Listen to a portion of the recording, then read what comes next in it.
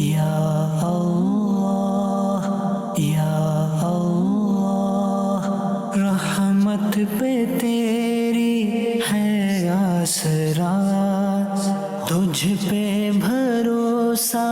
ہے رب میرا، رحمت پہ تیری ہے آسرا۔ الحمدللہ رب العالمین والصلاة والسلام علی سید الانبیاء والمرسلین، اما بعد فاعوذ باللہ من الشیطان الرجیم، بسم اللہ الرحمن الرحیم، والصلاة والسلام علیک یا رسول اللہ وعلی آلک واصحابک یا حبیب اللہ۔ بدری چینل کے ناظرین، ایک مرتبہ پھر پروگرام قرآن میں ذکر کردہ حیوانات میں آپ کو خوش آمدید کہتے ہیں۔ اس پروگرام میں ان جانوروں کا تذکرہ کرتے ہیں جن کا ذکر قرآن میں آیا ہے،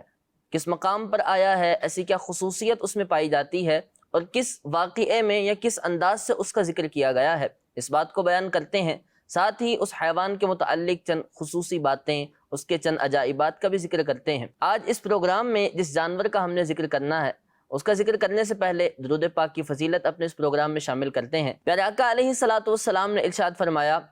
تم میں کل قیامت کے دن مجھ سے قریب تر وہ ہوگا جو دنیا میں مجھ پر کثرت سے درود پڑھتا ہوگا۔ سبحان اللہ، وہ قیامت کا دن، وہ دہشت ناک منظر، وہ ہولناکیاں، وہ گرمی کی شدت اور اس کے علاوہ دیگر چیزیں ایک طرف، لیکن جو درود پڑھتا ہوگا، نبی مکرم علیہ الصلوۃ والسلام کا قرب جو حاصل کر لے گا، وہ کتنا خوش نصیب ہوگا۔ آسان سا وظیفہ ہے۔ وہ کسی شاعر نے کیا خوب کہا کہ ہر مرض کی دوا ہے صلی علی محمد،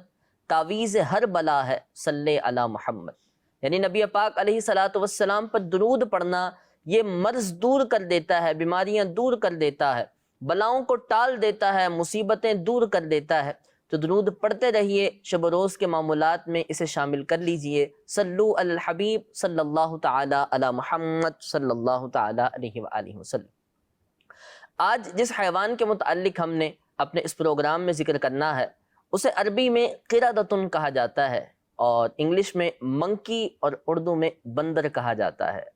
یہ نام سنا ہوگا، اسے دیکھا بھی ہوگا۔ قرآن مجید فرقان حمید کی سورہ بقرہ کی آیت نمبر 65 کے اندر اس حیوان کا ذکر موجود ہے۔ جی ہاں، اور نہ صرف ذکر موجود ہے بلکہ ایک قوم کا ذکر بھی ساتھ موجود ہے۔ اللہ پاک قرآن مجید فرقان حمید میں ارشاد فرماتا ہے، اور یقیناً تمہیں معلوم ہے وہ لوگ جنہوں نے تم میں سے ہفتے کے دن سرکشی کی تو ہم نے ان سے کہا کہ ہو جاؤ دھتکارے ہوئے بندر۔ اس آیت طیبہ میں ایک قوم کی طرف اشارہ ہے، اور اس قوم کے ایک فعل کی طرف اشارہ ہے۔ اللہ پاک کے برگزیدہ نبی جناب سیدنا داؤد علی نبینا و علیہ الصلوۃ والسلام، آپ کو اللہ پاک نے بڑی بادشاہت عطا فرمائی، اور آپ کو پرندوں کی بولی آپ سمجھ لیا کرتے تھے، اور آپ کو اللہ پاک نے بڑی خوبصورت آواز عطا فرمائی تھی، خوش الہانی۔ جب آپ تلاوت کرتے تو ارد گرد آپ کے مویشی اور جانور آ کر تلاوت سنا کرتے تھے،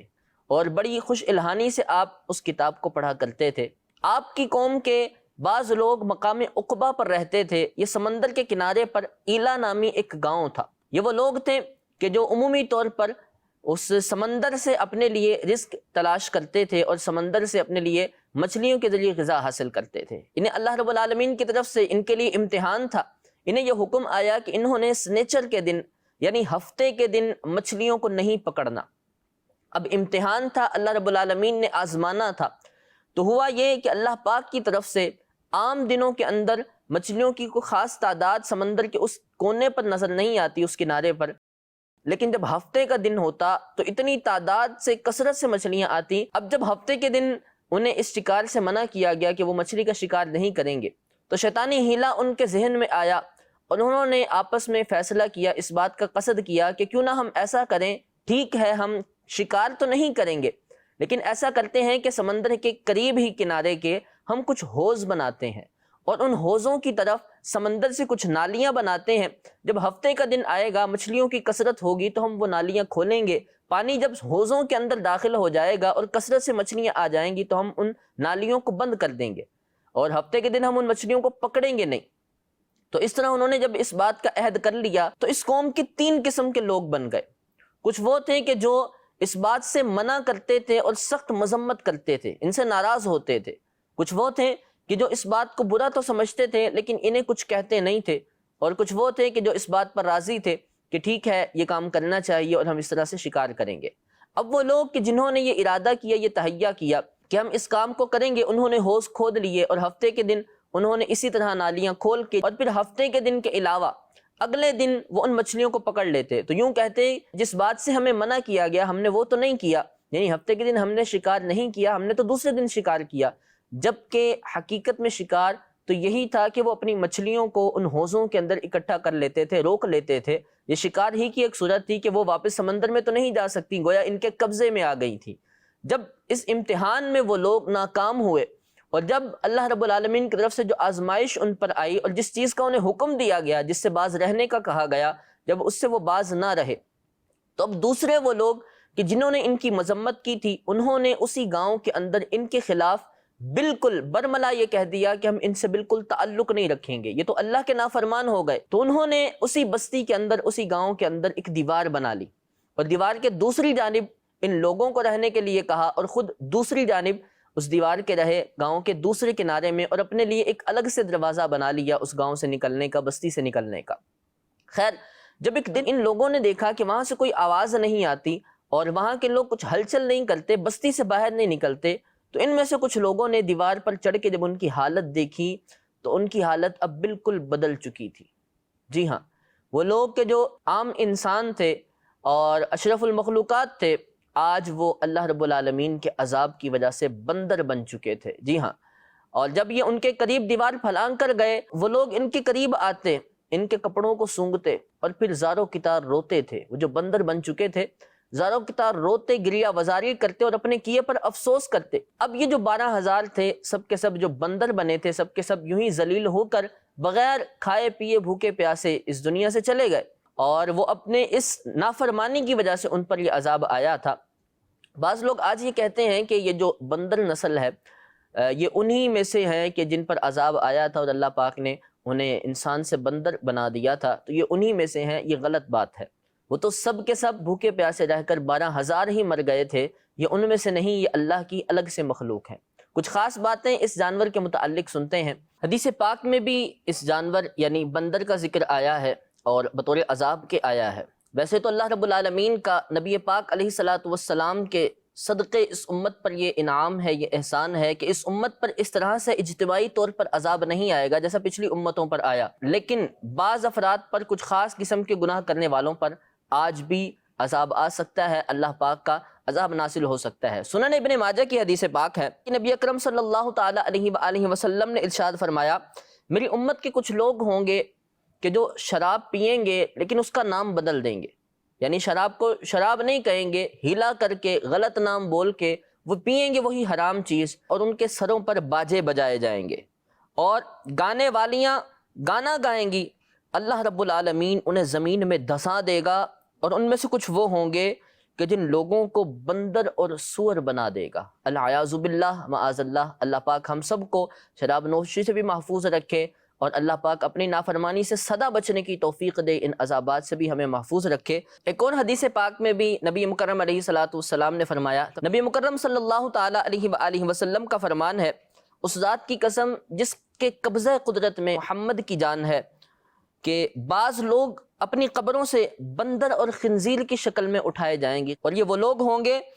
کہ جو گناہ گاروں کے ساتھ رہتے ہوں گے، انہیں گناہوں سے منع نہ کرتے ہوں گے قدرت کے باوجود۔ العیاذ باللہ، پیچھے جو تذکرہ سنا حضرت داؤد علیہ الصلوۃ والسلام کی قوم کا، ان میں بھی وہ جو لوگ تھے جنہوں نے ان کی مذمت کی اور ان کے اس کام کی وجہ سے ان سے ترک ملاقات کی، ان سے ملنا جلنا چھوڑ دیا، ملاقات چھوڑ دی، اور انہیں ان کے اس برے کام پر ملامت کی،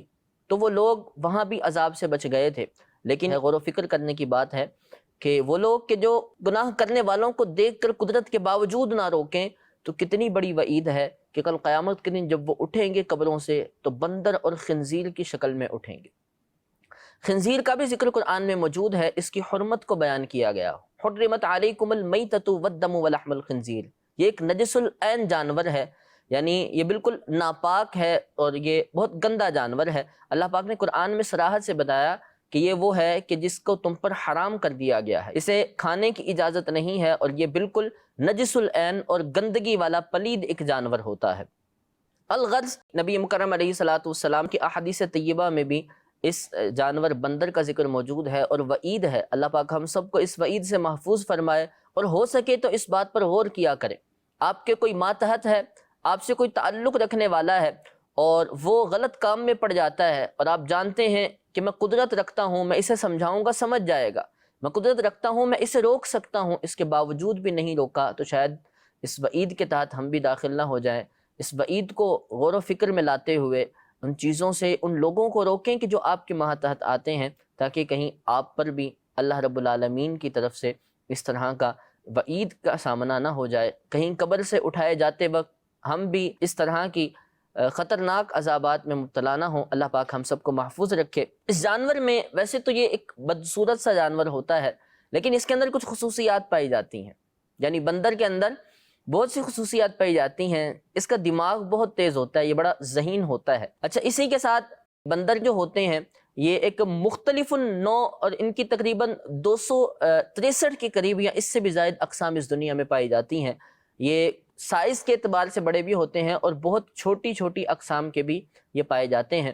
اور اسی کے ساتھ یہ جانور جب سوتا ہے تو ایک قطار میں بیٹھ کر سوتا ہے، یعنی مختلف یہ جو ہوتے ہیں بندر وہ اکٹھے ایک لائن میں بیٹھ کر سوتے ہیں،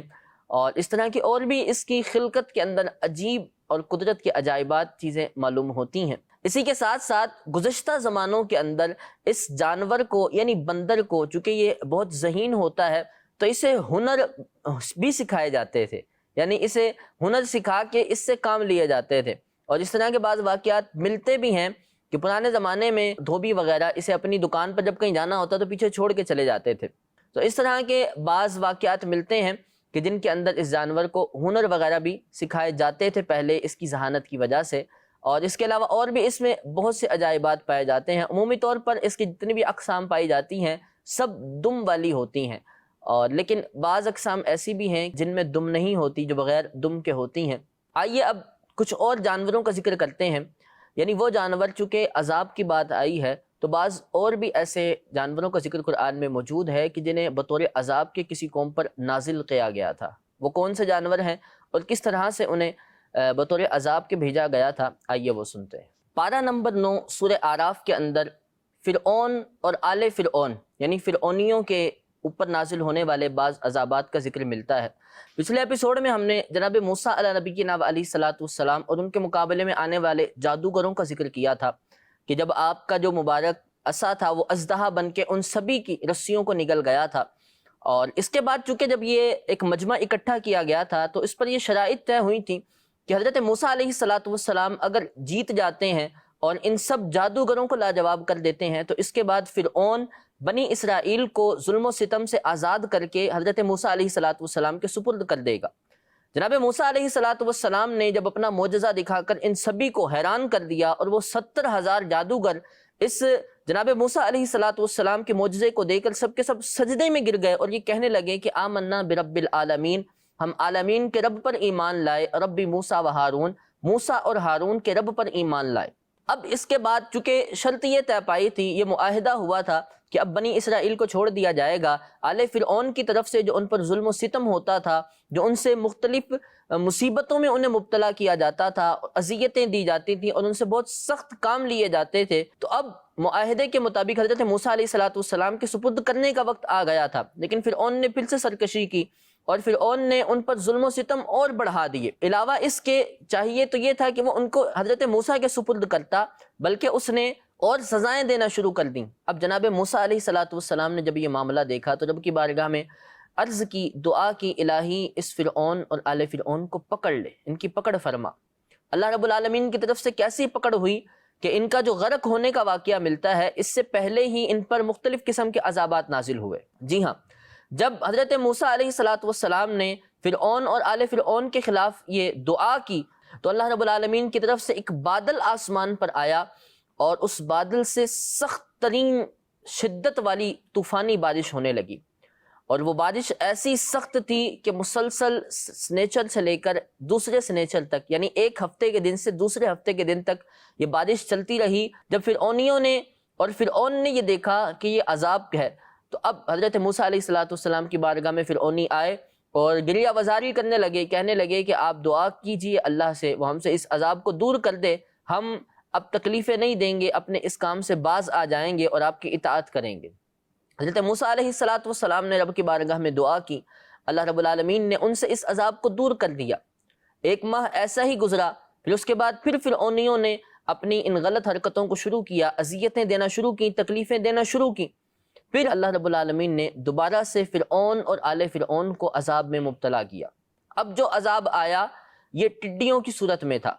کہا جاتا ہے یہ اتنی کثرت سے آئیں کہ ہر طرف ان کے گھروں کے اندر یہ ٹڈیاں موجود تھیں، اور اتنی زیادہ اور اتنی خطرناک تھیں کہ ان کی ساری کھیتیوں کو، ان کے سارے درختوں کو، ان کے سارے پھلوں کو، نہ صرف اتنا بلکہ ان کے گھروں میں لگی ہوئی لکڑیوں تک کو وہ کھا گئی تھی، اور گھروں میں ان کی اتنی کثرت ہو چکی تھی کہ ان کے لیے سانس تک لینا مشکل ہو گیا تھا۔ اب یہ پھر حضرت موسیٰ علیہ السلام کی بارگاہ میں آئے، گریہ وزاری کرنے لگے اور کہنے لگے کہ آپ دعا کیجیے اللہ پاک ہم سے اس عذاب کو دور کر دے، ہم اب آپ کی بات مانیں گے، ہم بنی اسرائیل پر ظلم و ستم نہ کریں گے۔ حضرت موسیٰ نے پھر سے دعا کی، وہ عذاب چھٹ گیا، دور ہو گیا۔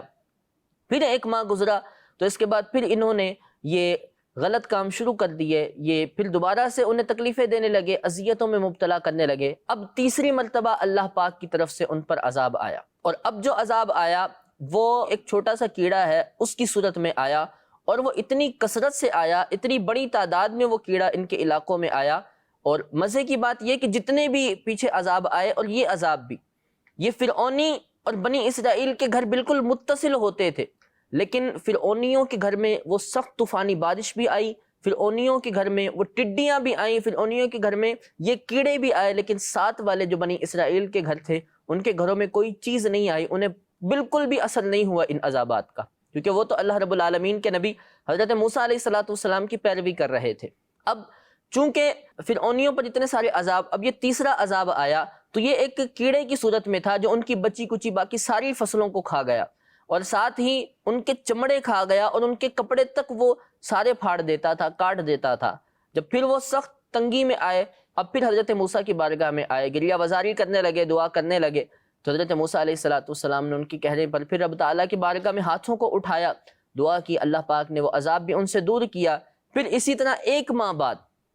دوبارہ ان کی جب یہ حرکتیں اور یہ بے باکیاں انتہا پر پہنچی تو پھر سے ان پر عذاب آیا، اور اب جو عذاب آیا وہ مینڈک کی صورت میں تھا۔ ان عذابات کا ذکر قرآن میں سورہ اعراف کے اندر موجود ہے۔ وہ مینڈک کی صورت میں اس طرح آیا کہ ہر طرف ان کے گھروں میں مینڈک ہی مینڈک تھے، پانی سے لے کر خشکی تک، گھروں سے لے کر فصلوں تک، ہر جگہ مینڈک کے اس عذاب میں اور اس کی سخت آواز کی وجہ سے وہ تکلیف محسوس کر رہے تھے، ان کا جینا ایک قسم کا مشکل ترین ہو گیا تھا۔ پھر حضرت موسیٰ کی بارگاہ میں آئے، دعا کی، حضرت موسیٰ علیہ السلام نے پھر رب کی بارگاہ میں عرض کی، اللہ پاک نے ان سے یہ عذاب دور کیا۔ اب آخری عذاب جو غرق ہونے سے پہلے ان پر آیا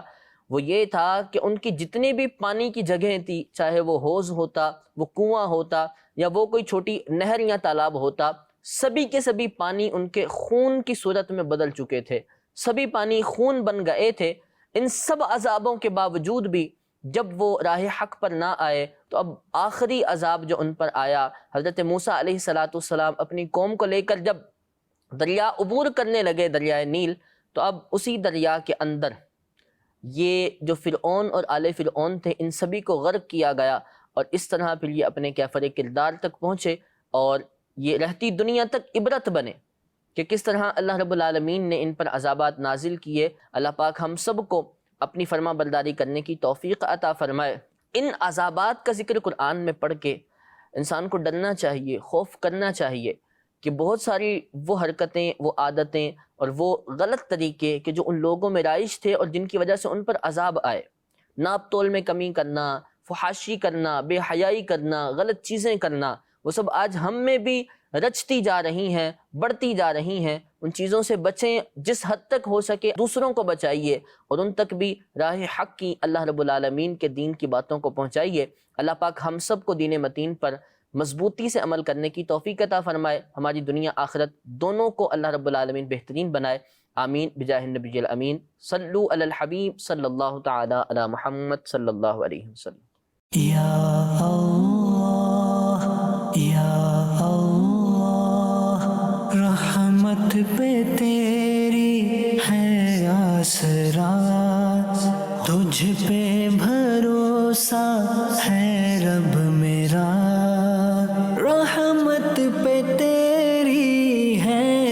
آسرا